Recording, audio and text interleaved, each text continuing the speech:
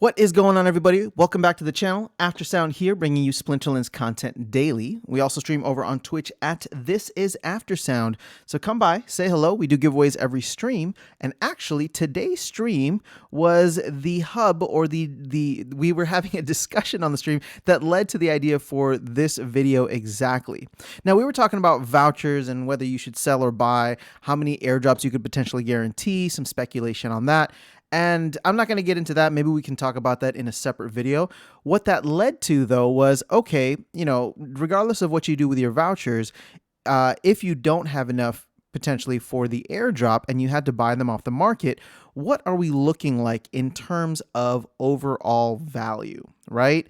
So in terms of dollar value that you would have to buy in order to get a legendary summoner, and then I guess potentially level up these legendary summoners. So here is the breakdown, and I'm just looking at Untamed, Dice, and Chaos Legion. There's obviously no legendary summoners for Dice, but for Chaos Legion, we already have somewhat of a proxy, right? Now, for those who may not know, there are upcoming legendary summoners. There are going to be, and I'm not sure if they're going to be 7 mana, 8 mana, 6 mana, who knows how many buffs or debuffs they will have. But we will have something similar to what we saw with Untamed, where we'll get a slew of more legendaries that will be airdrops, right? So I'm using these as a baseline. And the thing is, Untamed has been out long enough that we have started to see the cream very easily rise to the top, right? Look at the price range here. You go from 160 with Chanseyas the Great all the way up to Yoden Zaku for almost $900. And this was $1,000 maybe just a couple of months ago. Now, I did leave out Camilla Sungazer because she is the smaller mana, or like lower mana, I should say. But her price tag is 87. Now, this is important because, again, this is all speculation, but you know me, I'm a numbers guy. I like math. So I'm trying to get the best possible estimate on where these prices could land.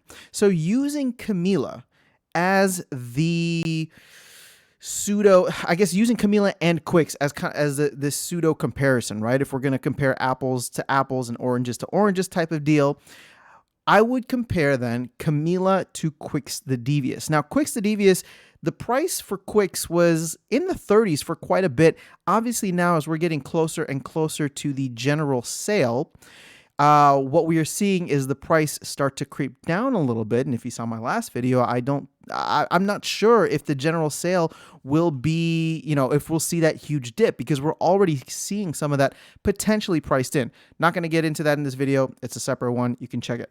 But using Quicks, I don't want to use, I'm trying to, let me put it this way. I'm trying to get the best average price of where I feel Quicks would be, right? Now, looking at where he was historically at the peak, right, when the presale had just begun or had been out for a couple of weeks, I actually feel comfortable pricing him around $30, at least in the short to medium term, when the market has somewhat leveled out, all the packs have been sold, and the amount that we have in terms of packs being opened, the market will reach some kind of equilibrium. So if we use $29 to $30 as that range, what I'm getting at is we are seeing Quicks roughly being priced in, or as a ratio of about 1/3 in price.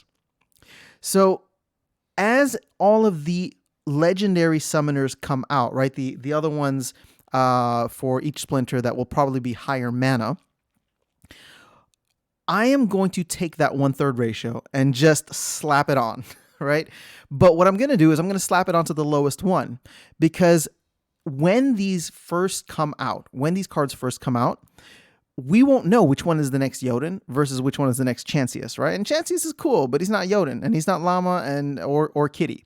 So as they first come out, until the market can figure out, until the game community and the economy can figure out like which are the ones that have the top combos and what are things that are going to be happening, or maybe another airdrop comes out, during that time, I want to take this as the baseline.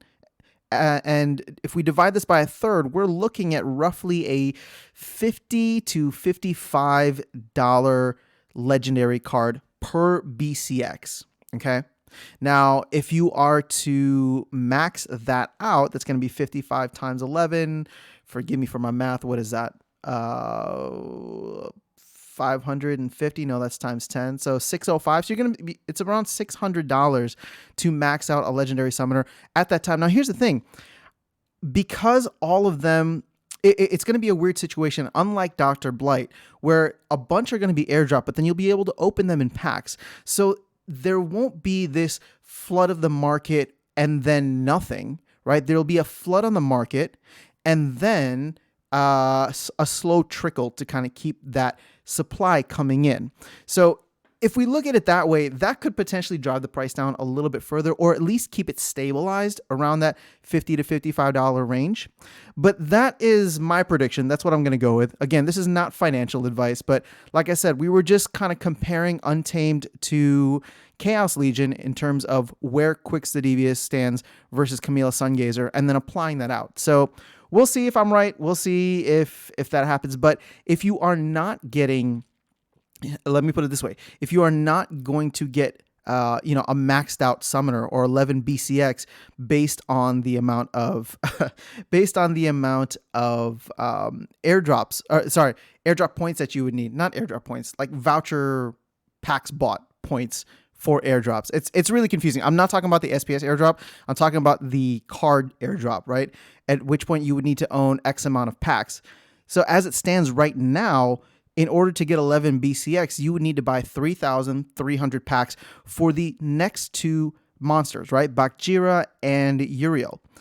So I think that number is only going to continue to rise because it's 300 per BCX. And I believe from what I've seen in just rough estimates from Untamed, that number tended to go up as the number of, as the higher airdrops went, right? So with these guys, if they are as powerful, or let me put it this way, even only half as powerful as some of these cards, I can't see them ever being below $50, right? And again, that's just kind of the arbitrary number I'm putting out there. But because of that, everybody's going to be wanting to max these guys out. So there will be a high demand for them because if they have any kind or a similar power to their Untamed counterparts, this is what everybody's waiting for, right? At least I am. So that's all I wanted to share with you guys in this video today. Hopefully it was helpful or insightful or just gave you a different way to look at things.